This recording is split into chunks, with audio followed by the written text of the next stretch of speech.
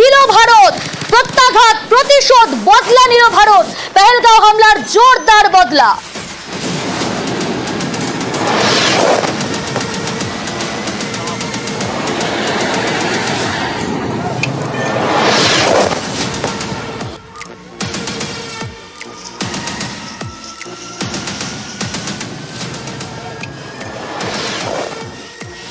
পেহেলগাঁও হামলার জোরদার বদলা, ভারতের অপারেশন। এই অপারেশনের নাম দেওয়া হয়েছিল সিঁদুর। গুড়িয়ে দেওয়া হলো পাকিস্তানের জঙ্গি ঘাঁটি। দেখাচ্ছে সেই ছবি একে একে। দেখুন কিভাবে রাত 1:05 শুরু হয় এই অপারেশন, শেষ হয় 1:30 নাগাদ। 8 ঘন্টার এই অপারেশন একেবারে তছনছ। জঙ্গি ঘাঁটিগুলো গুড়িয়ে দেওয়া হয়। ভারতের এই অপারেশন, যার নাম দেওয়া হয়েছে সিঁদুর, অত্যন্ত সিগনিফিকেন্ট এই নামকরণ। গুড়িয়ে দেওয়া হলো পাকিস্তানের জঙ্গি ঘাঁটি। মধ্যরাতে পাকিস্তান ও পাক অধিকৃত কাশ্মীরে হামলা। পাকিস্তানের মধ্যে প্রায় 100 কিলোমিটার ভেতরে ঢুকে, অর্থাৎ পাকিস্তানের ভেতরে ঢুকে ভারতীয় সেনারা এইভাবে জঙ্গি ঘাঁটিগুলো দুর্মুশ করলো 8 ঘন্টার এই অপারেশন সিঁদুরে। পাকিস্তানের পাঞ্জাব প্রদেশের ভওয়ালপুরে জঙ্গি ঘাঁটিতে অ্যাটাক। পিওকের কোটলি, মুজফ্ফরবাদে হামলা ভারতের। নিজের এয়ার স্পেস থেকেই হামলা ভারতীয় সেনার। স্থল ও বায়ু সেনার জয়েন্ট অপারেশন। পেহেলগাঁওয়ে স্ত্রীর সামনে খুন করা হয়েছিল স্বামীদের। নিহতদের শ্রদ্ধা জানিয়েই এই অভিযানের নাম অপারেশন সিঁদুর। একে একে ছবি দেখাচ্ছি আপনাদের। প্রতিশোধ নিল ভারত, প্রত্যাঘাতের ছবিগুলো দেখাচ্ছি। গতকাল মধ্যরাত 1:05, 1:05 থেকে 1:30 পর্যন্ত এই অপারেশন, 8 ঘন্টার এই অপারেশনে দুর্মুশ তছনছ করে দিল জঙ্গি ঘাঁটিগুলো ভারতীয় সেনা।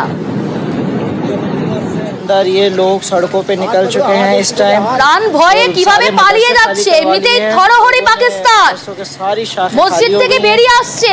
এইভাবেই তাদেরকে বেরিয়ে আসতে হচ্ছে। থরথর করে কাঁপছে, কাঁপতে কাঁপতে বেরিয়ে আসছে মসজিদ থেকে। সেই ছবি দেখাচ্ছি। পেহেলগাঁও হামলার জোরদার বদলা নিল ভারত। 15 দিনের মধ্যেই জবাব নিল, বদলা নিল ভারত।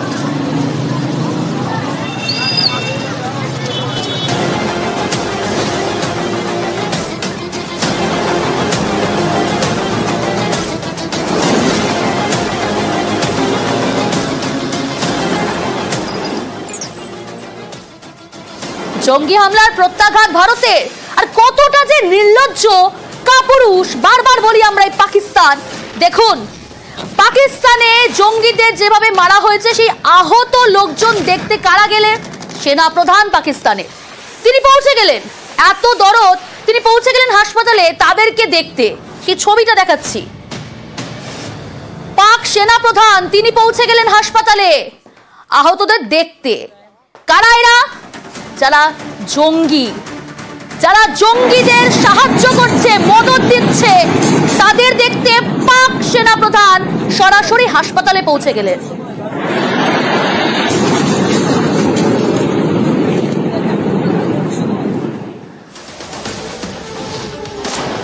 এবার দেখাবো আপনাদের জঙ্গি ঘাঁটিগুলো। 9টি পাক জঙ্গি ঘাঁটি একেবারে গুড়িয়ে দেওয়া হয়। কি ছিল আগে দেখুন, একে একে ছবিগুলো দেখাই। দেখুন মাসুদ আজহার, তার ঘাঁটি, জৈশের সদর দফতর, তা কেমন ছিল আগে সেই ছবিটা আগে দেখিয়ে নিচ্ছি।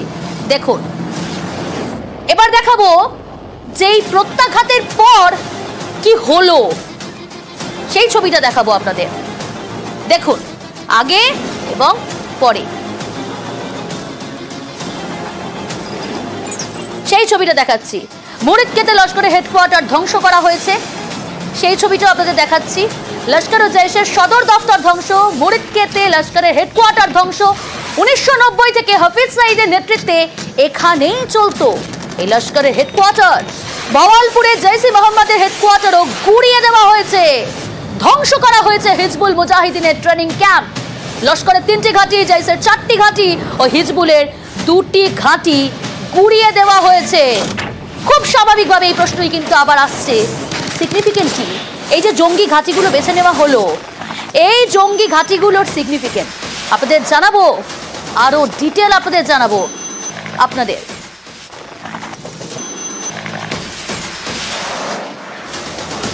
আমরা কোটলির ছবি এই মুহূর্তে দেখাচ্ছি। আব্বাস ক্যাম্প কোটলির জঙ্গি প্রশিক্ষণ কেন্দ্র এটা কোটলিতে। সোয়াইনালা ক্যাম্প মুজফ্ফরবাদ এলওসি থেকে 30 কিলোমিটার দূরে।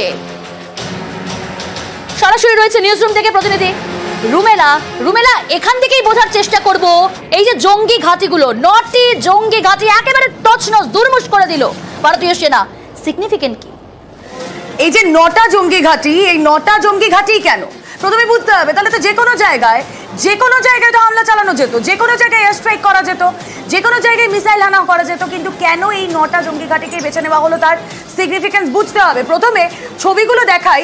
আমি যে ছবিটা এখন দেখাচ্ছি এটা স্যাটেলাইট ইমেজ। কোথায় অ্যাটাক করা হয় সেটা হচ্ছে এই জায়গা গুলপুর ক্যাম্প, মার্কাজ তৈবা, মুরিদকে, এখানেও অ্যাটাক করা হয়। প্রত্যেকটা জঙ্গি প্রশিক্ষণ কেন্দ্র, আব্বাস ক্যাম্প কোটলি জঙ্গি প্রশিক্ষণ কেন্দ্র, এখানে মগজ ধোলাইটা হতো।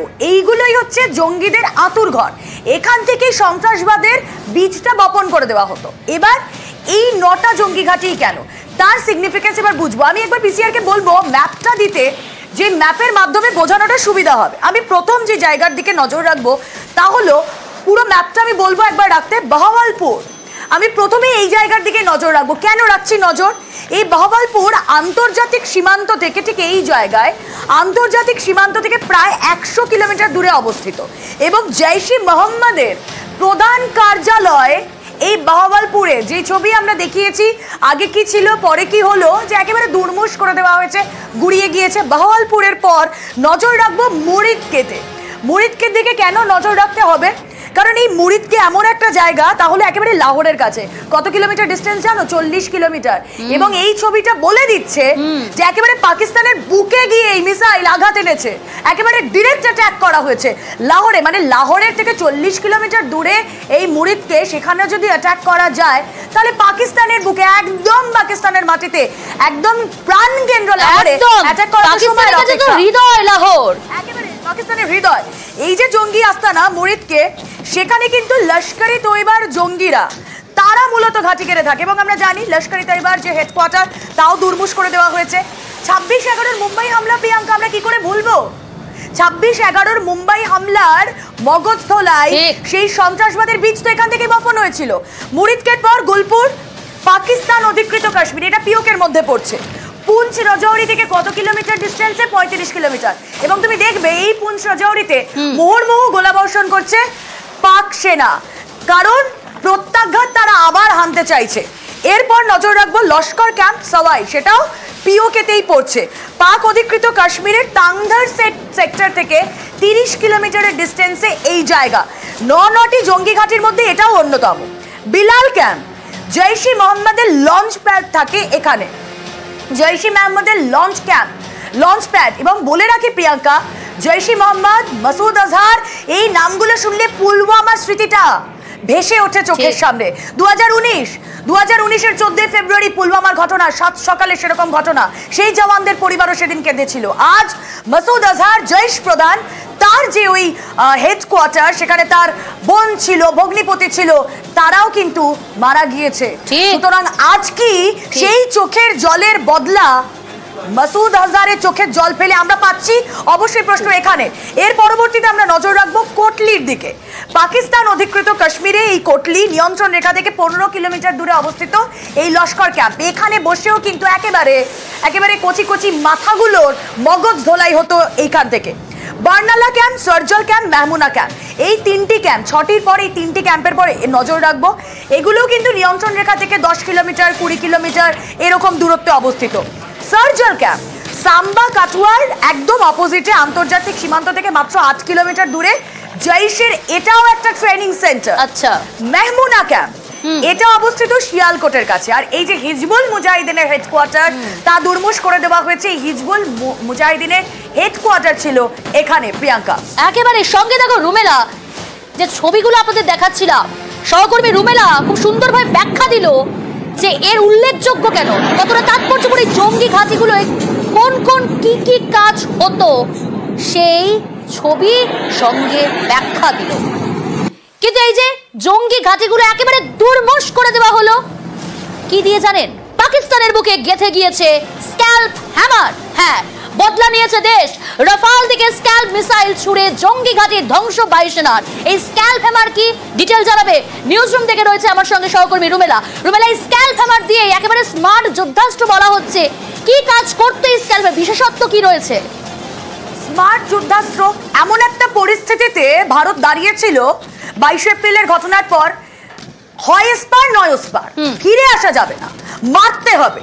কারণ যেভাবে তারা ভারতের মাটিতে দাঁড়িয়ে যেই জঙ্গিগুলো ভারতের মাটিকে রক্তাক্ত করেছিল, ভূস্বর্গকে রক্তাক্ত করেছিল, তাদের জন্য এই স্ক্যাল্প মিসাইল, যে ছবি আমরা দেখাচ্ছি, এটি দীর্ঘ পাল্লার ক্ষেপণাস্ত্র। যুদ্ধ বিমান থেকে ছোড়া হয় এই ক্ষেপণাস্ত্র 250 কিলোমিটারের বেশি দূরত্ব অতিক্রম করতে পারে। এবং যে কথাটা আমি শুরু থেকেই বলছিলাম, এই যে স্ক্যাল্প ক্রুজ মিসাইল, প্রিয়াঙ্কা, এগুলো হচ্ছে ধরো বাংকার কিংবা যেখানে গোলা বারুদ মজুত করা রয়েছে, একেবারে সেখানে পিন পয়েন্ট টার্গেট করে তা ধ্বংস করতে পারে। আচ্ছা, মানে একেবারে নিখুঁত, একদম নিখুঁত। এবং এর সবথেকে গুরুত্বপূর্ণ পয়েন্ট কি, এক্সাক্ট নেভিগেশন, কখনো ফেল করবে না, একেবারে নিখুঁত নেভিগেশন পাওয়া যায় এই স্ক্যাল্পের তরফে। এবং এটা আগে ব্রিটেনে, ফ্রান্সে তা ব্যবহার হতো। এরপর আসে হ্যামারের কথা। হ্যামারের আমি গ্রাফিক্যাল প্রেজেন্টেশন চেয়ে নেব পিসিআর থেকে। হ্যামার মিসাইল আগে দেখাই আমাদের দর্শকদের, সেই হ্যামার মিসাইল দেখতে কেমন। স্মার্ট বোমা, এটা আসলে স্মার্ট বোমা, হ্যামার প্রিসিশন গাইডেড বোমা। এটি জঙ্গিদের যাবতীয় পরিকাঠামো তা গুড়িয়ে দিতে সক্ষম। একদম যত উঁচু থেকে এটাকে লঞ্চ করা হবে, যত উঁচু থেকে ছোড়া হবে, তত বেশি কার্যকর এবং ততই এই যে অভিঘাতটা তা আরো দৃঢ় হবে। এই মিসাইল, এই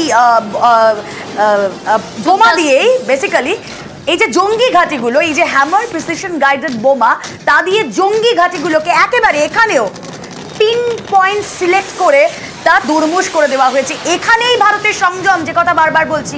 কেন স্মার্ট সমরাস্ত্রের প্রয়োজন পড়লো? কেন পড়লো? এই কারণেই যে যাতে কোনো নিরীহ সিভিলিয়ান তার কোনো ক্ষতি না হয়। একদম যেখানে হামলা, যেখানে দরকার, সেখানেই যেন অভিঘাত হানা যায় আর তার ছাপ যেন থেকে যায় সুস্পষ্টভাবে। একেবারেই রুমেলা ঠিক বলে, সেই কারণেই মাসুদ হাজারের পরিবার একেবারেই শেষ করে দেওয়া হয়েছে। বোন, ভগ্নিপতি নিহত, সেখানে খতম করে দেওয়া হয়েছে মাসুদ হাজার। নতুন করে তার পরিচয়, নতুন করে তার নাম নিয়ে কোনো কিছু বলার ইচ্ছেটুকুও নেই। আমরা প্রত্যেকে জানি এই মাসুদ হাজার কে। তার পরিবারকে একেবারে শেষ করে দিয়েছে ভারতীয় সেনারা। এবং গতকাল মধ্যরাতে যে প্রত্যাঘাত, যে প্রতিশোধ, যে বদলা নিয়েছে ভারত, তার ঠিক 15 দিনের মধ্যে জবাব দিয়েছে পাকিস্তানকে। পেহেলগাঁও হামলার 15 দিনের মধ্যে।